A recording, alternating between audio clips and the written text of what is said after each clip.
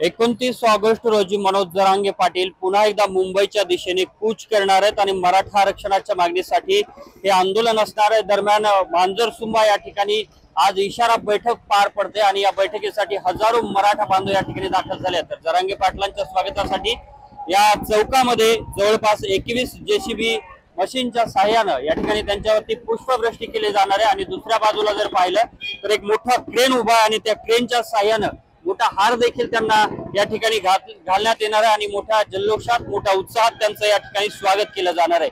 ज्यावेळेला मनोज जरांगे पाटील या ठिकाणी दाखल होतील त्यानंतर या ठिकाणच्या त्या इशारा बैठकीला ते संबोधित करणार आहेत। दरम्यान आजच्या या बैठकीतून ते नेमकं काय सरकारला इशारा देतात हे पाहणं महत्त्वाचं असणार आहे आणि आंदोलनाची नेमकी दिशा कशी असणार आहे हे सुद्धा आज जवळपास स्पष्ट होईल। मात्र दुसऱ्या बाजूला सरकारकडून देखील हालचाली सुरू असल्याचं पाहायला मिळतंय। यामुळे आजच्या या बैठकीकडे संपूर्ण राज्याचं लक्ष लागलंय। कॅमेरामन विनोदसह मी अशोक काळकुटे, TV9 मराठी, बीड।